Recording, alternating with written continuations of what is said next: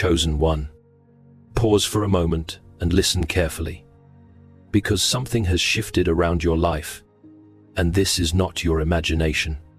This is not an ordinary hour, and these are not ordinary words.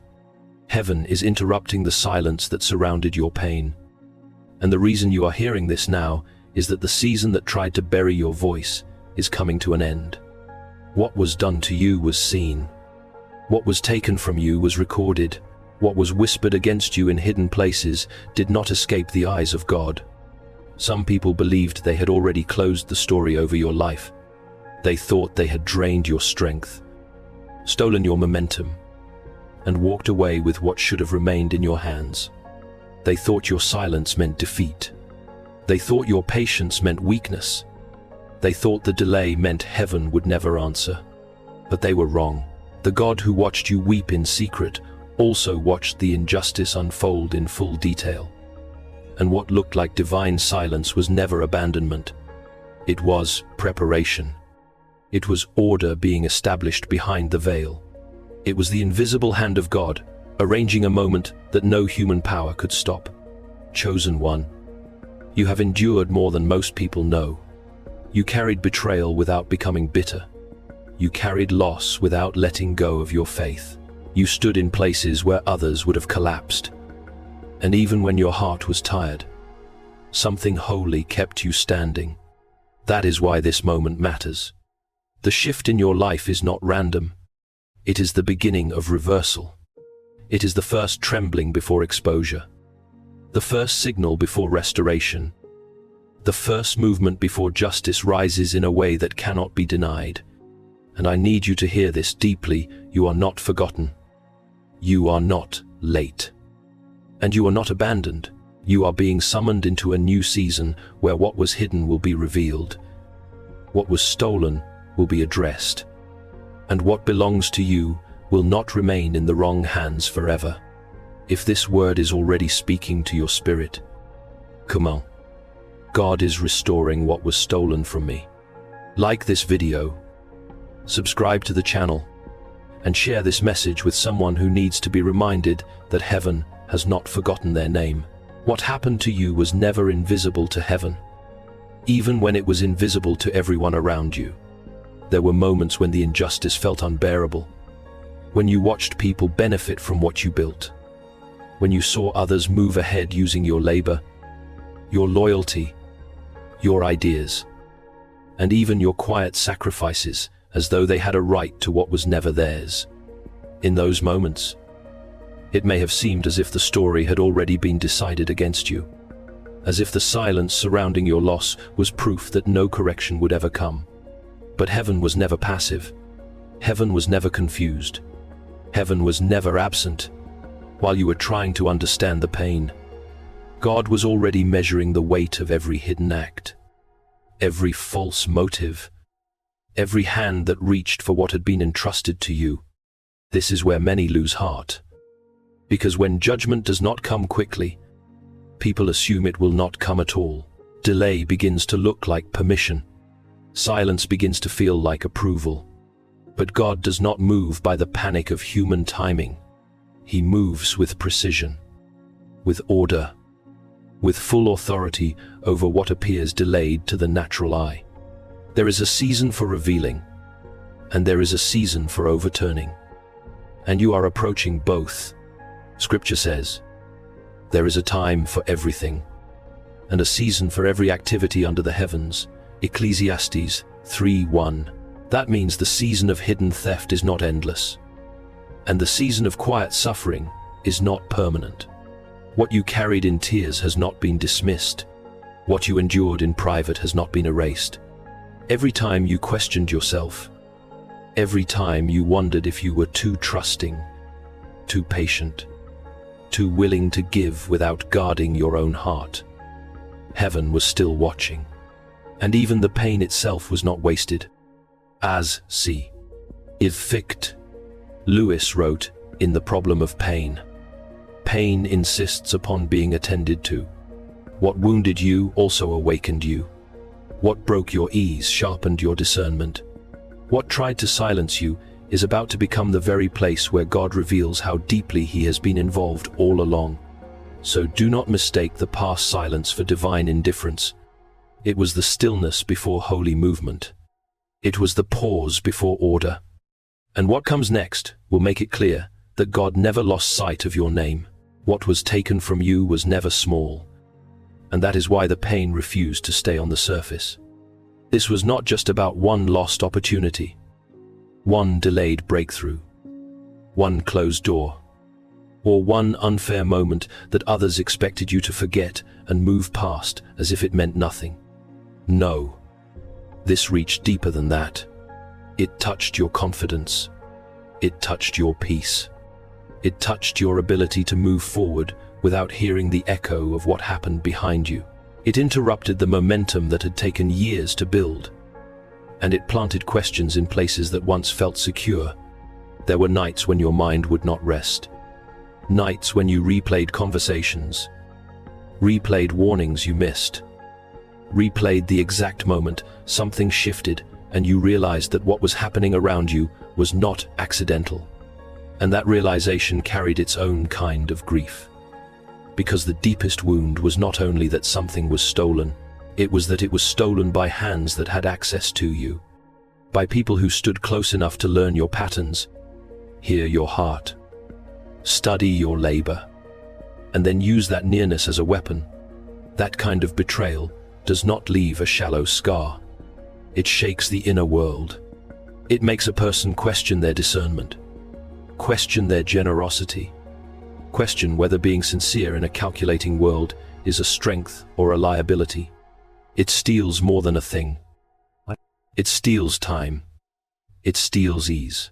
It steals the innocence with which you once entered rooms. It can even try to steal your expectation that anything beautiful can still emerge from your life. And that is why this matter is so serious. Because what came against you was never only after something in your hand. It was after something in your spirit. It wanted to exhaust you until your vision blurred. It wanted to wound you until you approached every new door with fear. It wanted to make you carry suspicion where you once carried clarity. It wanted to drain your strength until survival became your only focus and purpose began to feel distant. But the reason the attack was so fierce is that what rests on your life is not ordinary. Empty vessels are not fought over like this. Hollow callings are not targeted with this level of pressure. The intensity of the battle revealed the seriousness of the assignment. The depth of the wound revealed the weight of what heaven placed within you. And even though this season hurt you, it did not finish you. Even though it shook you, it did not erase you. You are still here, still breathing, still carrying what darkness failed to kill. So tell me in the comments, what did this season try hardest to steal from you? Your peace, your voice, your trust, or your sense of purpose? This was never merely about competition. And that is why ordinary explanations have never fully satisfied your spirit. What happened around you was deeper than jealousy, deeper than ambition, deeper than someone simply wanting what you had. This was exposure. The light on your life was disturbing things that could only survive in dim places. Some people can tolerate your presence when your influence seems small, when your voice feels containable, when your vision has not yet begun to threaten the false order they built around themselves. But the moment something in you starts to sharpen, the moment your clarity increases, the moment your presence begins to reveal what others hoped would remain hidden, resistance rises. Not because you changed into someone dangerous, but because what you carry makes hidden corruption uncomfortable. Your integrity becomes a mirror. Your peace becomes a disruption. Your discernment becomes a silent threat to every structure that depends on manipulation, pretense, and borrowed authority to survive. That is why some people do not try to build beside you. They try to take from you. Theft is faster than discipline. Mimicry is easier than authenticity. And when people lack the patience to become what God has truly called them to be, they often reach for what was never assigned to them. That is why what you endured felt so strange. On the surface, Some of it may have looked polished, professional, even civilized. Smiles were present, words were measured, appearances were maintained. But underneath that surface, something in your spirit kept telling you that this was not clean. Something was off. Something was being handled in a way that violated the order of heaven, even if nobody around you wanted to say it aloud. And you were not imagining that tension. You were discerning it. See is mess. Lewis once wrote in A Grief Observed that reality is iconoclastic. In other words, truth has a way of smashing false images. It breaks illusions. It tears through the stories people construct to protect themselves from what is real. That is why this season became so intense around you. Your life was pressing against an illusion. Your presence confronted things that only looked stable because nobody had yet forced them into the light. But truth cannot remain buried forever. And what is false cannot hold its shape forever once heaven begins to press on it. So hear this carefully. The resistance you faced was not proof that you were out of place. It was proof that your presence was exposing what others could not afford to have revealed. You were not being rejected because you lacked value. You were being fought because what rests on your life carries the power to uncover, to unsettle, and to make hidden things visible. And when God chooses to make truth rise, no false structure remains untouched. What happened to you did not remain on the level of human disagreement. And that is why the outcome was never going to be decided by human hands alone. The moment someone reached for what God had marked for your life, the matter went higher. It left the realm of private offense and entered a court they could not manipulate. A place where appearances carry no power. Excuses do not survive. And every hidden motive is weighed in full light. That is why you must understand this season correctly. Heaven was not watching your pain with passive sympathy. Heaven was building a case.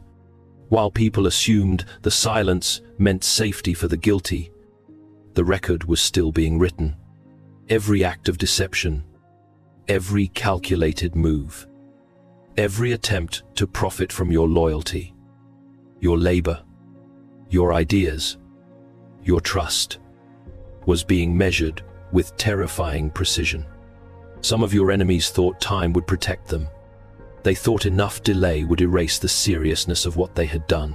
They thought, if no exposure came quickly, then no exposure would come at all. But divine justice does not move by panic, and it does not need noise to prove its power. It moves with order. It moves with timing. It moves with authority that does not have to announce itself before it acts. That is why the shift around your life may seem quiet before it becomes undeniable. Heaven often begins its reversals beneath the surface. The structure starts weakening from within long before the collapse becomes visible. The same voices that once dismissed you begin to lose influence. The same systems that once shut you out begin to turn on themselves. The same people who thought they could carry what belonged to you begin to discover that stolen things become heavy in the wrong hands. And hear this clearly when God rises to address injustice. He is not merely reacting to your pain. He is restoring order that was violated. Scripture says, "Do not take revenge. It is mine to avenge. I will repay," says the Lord. Romans 1:2-19. That is not a soft statement. That is a warning. It means some battles were never meant to be fought with your mouth, your rage, or your desperate need to clear your name.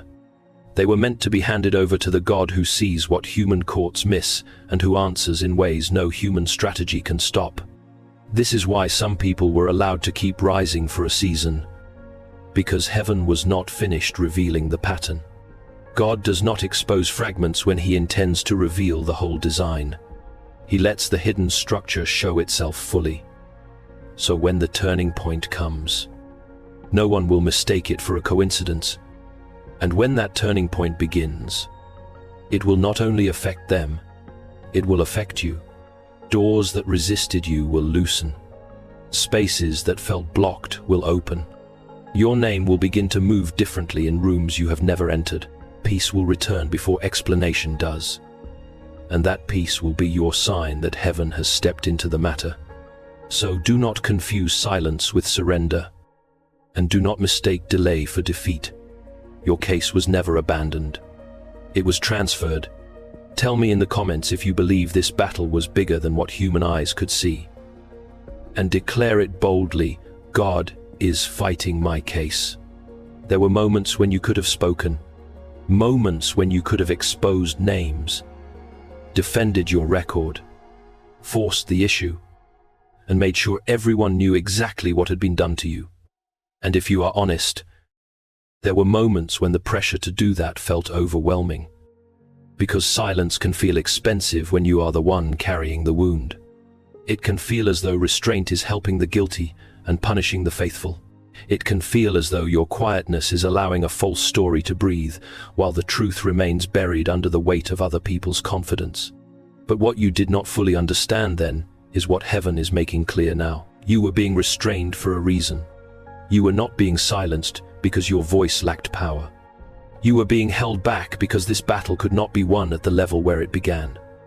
If you had moved too quickly in your pain, you might have stepped into a fight that would have reduced a holy matter to a human argument. But God was preserving something greater. He was preserving your ground.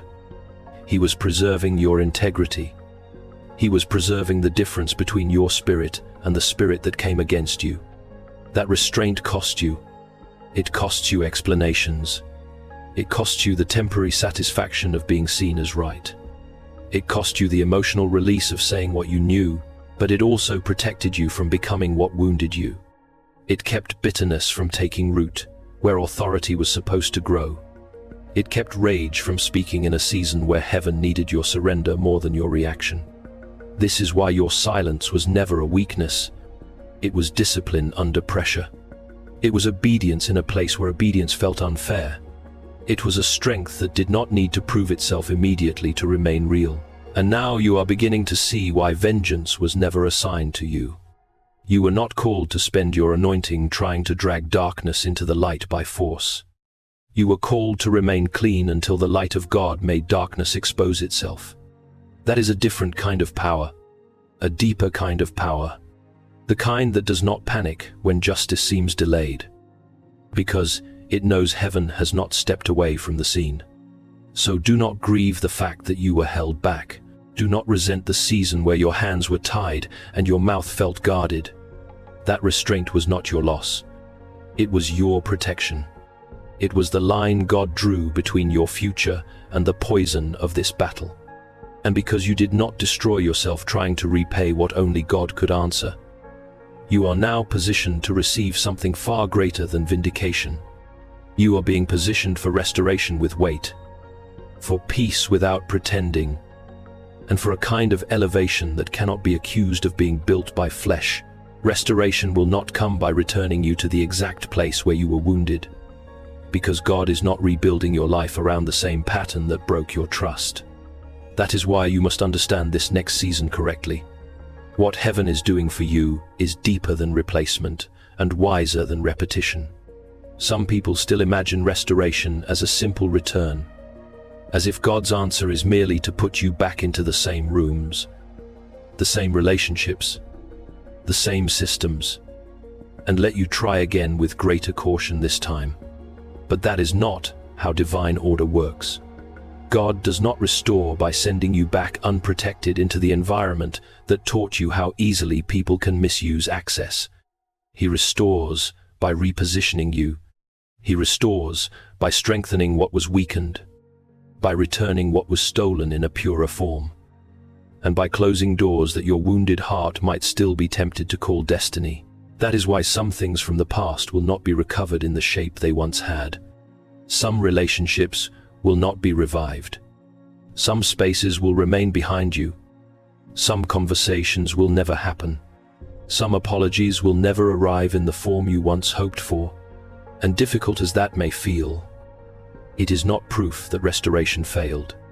It is often proof that restoration is finally becoming real. Because real restoration is not sentimental. It is precise. It does not simply give back what was lost. It removes what made the loss possible. It deals not only with the outcome, but with the structure that allowed the wound to enter your life in the first place. So if God does not lead you back to the old place, do not mistake that for denial. It may be mercy. It may be wisdom. It may be the only way to protect the version of you He has been forming in the dark. What is coming now must be able to live in peace. It must be able to grow without constant suspicion, without the same emotional drain, without the same hidden instability beneath the surface. And that is why your restoration may feel unfamiliar at first. It may not look like what you prayed for years ago. It may be cleaner, quieter, stronger. It may come with less noise and more certainty, less pressure and more peace. And when it arrives, something inside you will recognize that this is different, not because it flatters your emotions, but because it does not violate your spirit. What belongs to you in this next season will not require you to shrink, to beg, to over-explain, or to ignore what God has already taught you through pain. It will meet you in truth. It will honor what heaven rebuilt in you. So release the fantasy that restoration must look like a return to the old life. God is not taking you backward to prove He can recover what was lost. He is leading you forward to establish what can no longer be stolen in the same way again. The real shift is already happening inside you, and that may be the clearest sign of all that heaven has begun to move. Before anything changes fully around you, something changes within you first.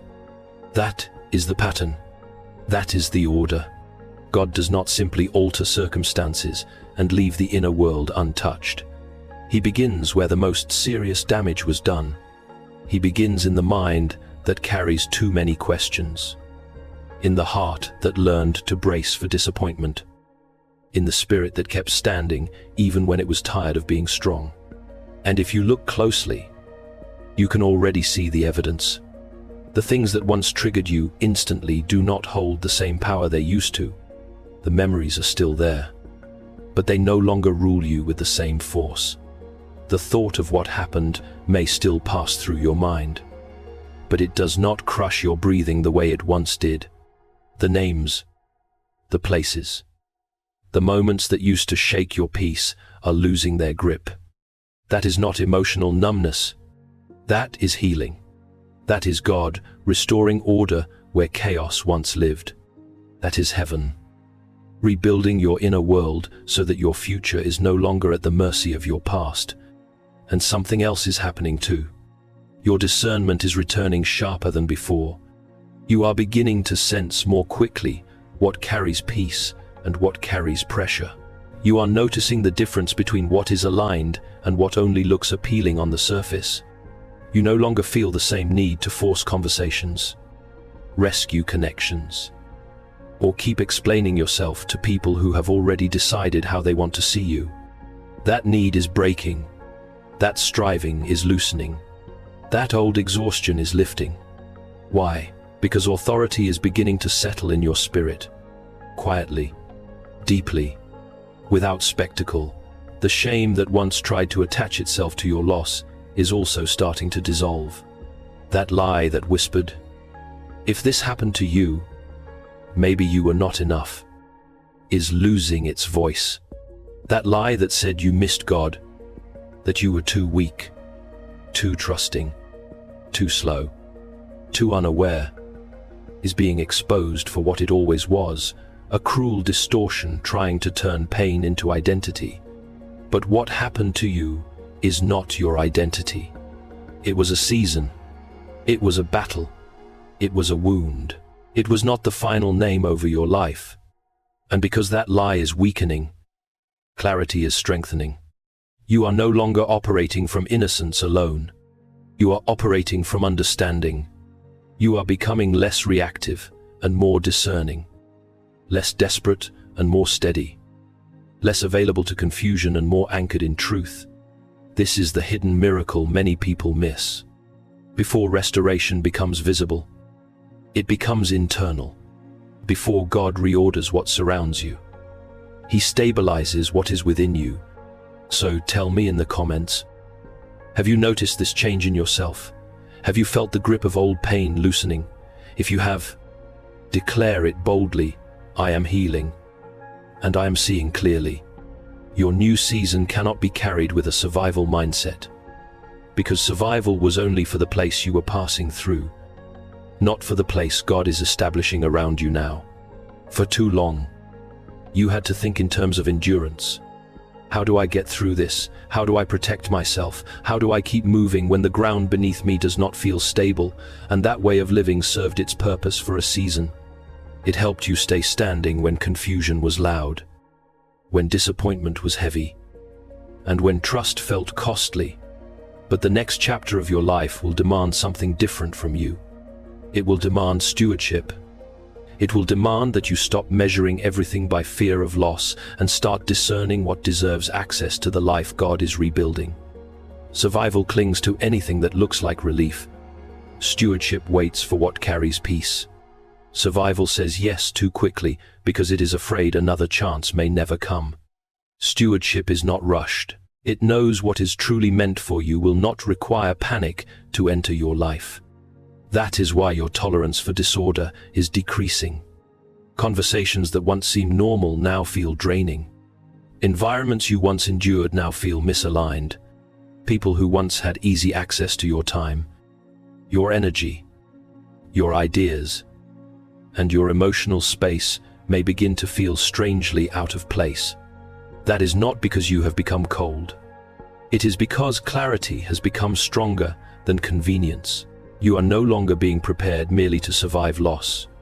You are being prepared to carry increase without reopening the same gates that let harm in before. And increase changes everything. When peace returns, when stability returns, when favor begins to move again, attention also returns. Opportunities reappear. Old voices may circle back. Doors may open that resemble prayers you once cried with tears. But not everything that returns belongs in your future. Not everyone who notices your rise is assigned to walk with you into what comes next. This is where wisdom becomes essential. You must ask different questions now. Who truly honors what God placed in me? Who carries peace rather than pressure? Who only valued me when I was easy to use? Who has the maturity to handle access to the version of me that heaven has refined through pain? These questions matter, because restoration is not only about receiving again, it is also about choosing well, and that choice will help determine the strength of what God builds next. So do not be disturbed by the fact that you are becoming more selective.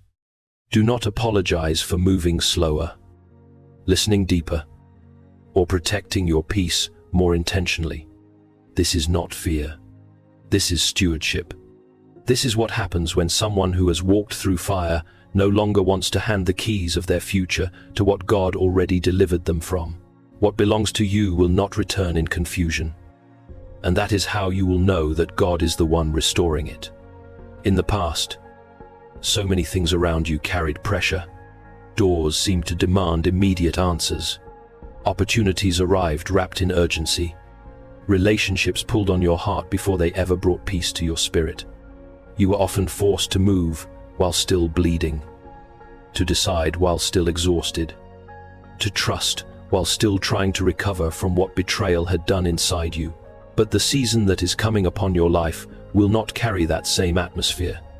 What is truly assigned to you in this hour will come with order. It will come with weight. It will come with a steadiness that does not need to rush you into agreement before discernment has time to speak. That matters because when God restores, He does not simply bring back movement. He brings back right movement. He does not simply reopen doors. He reopens what can hold the future attached to your calling. He does not simply place something in your hands. He makes sure your spirit can recognize whether it carries peace or whether it carries the same hidden disorder that once wounded you. This is why you must not confuse speed with favor in this next season. Some things will move quickly. Yes. But even when they do, they will not violate your inner peace. They will not force you to become smaller to receive them. They will not ask you to betray what God taught you in the wilderness. They will not require you to silence your discernment just to keep them. What belongs to you will honor the person heaven has formed in secret. It will fit the maturity born from pain. It will meet the boundaries God rebuilt in you. And there is another reason this matters so much. What returns now is not coming back light. It is coming back with consequences, with responsibility, with visible evidence that the hand of God has been involved in your story all along. The restoration ahead of you is not decorative. It is governmental in spirit. It will reposition you. It will change how your name is carried. It will alter what doors respond to your presence. It will make room for what could not enter while your life was still surrounded by disorder. So do not fear if what is coming feels weighty. Do not pull back just because peace has replaced panic and clarity has replaced chaos. That weight is not a burden meant to crush you. It is confirmation that heaven is no longer dealing with fragments in your life. God is establishing something substantial now, something clean, something ordered, something that does not have to be stolen, forced, or defended by flesh, because it was assigned, preserved, and released by Him. The reversal has already begun. Even if everything around you has not fully caught up to it yet. That is why this moment feels so sacred. Something deep has shifted, and your spirit knows it before your circumstances can fully explain it. The season of silent endurance has completed its assignment. The season of carrying pain without visible answers has not been wasted. The season of hidden tears, restrained words, and battles no one truly understood has brought you to this threshold. And now heaven is calling you to move forward differently. Not with panic, not with bitterness, not with a desperate need to prove to anyone what you survived, but with peace, with steadiness, with the quiet authority of someone who knows that God has been present the entire time. What was delayed is beginning to move. What was hidden is beginning to surface. What was mishandled is being brought under a higher order. And what belongs to you will not remain scattered forever. Some things are being restored. Some things are being replaced. Some things are being permanently removed so that what comes next can stand on clean ground. Do not be afraid of this new season just because it feels unfamiliar.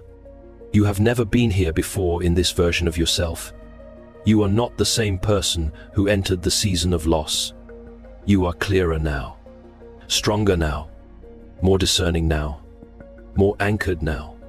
You have been refined by what tried to break you. And because of that, you can carry what once would have overwhelmed you. So walk gently, but walk forward. Stay humble, but do not shrink. Stay soft before God, but do not reopen doors He has already closed. Let gratitude steady your steps. Let discernment guard your peace. Let faith speak louder than memory. You do not need to force what heaven has already set in motion. You do not need to chase what God has already assigned. You do not need to fear the future when the one who preserved you in the dark has already gone ahead of you into the light. This is not the end of your story. This is the turning of it. This is the moment where silence gives way to manifestation, where pressure gives way to order, where loss gives way to restoration, and where the pain that once followed your name loses its claim over your future. If this message bears witness in your spirit, write in the comments, "The reversal has begun." And if you know someone who needs this word today, like this video, subscribe, and share it with them. Heaven has not forgotten your name, and what God has spoken over your life will stand.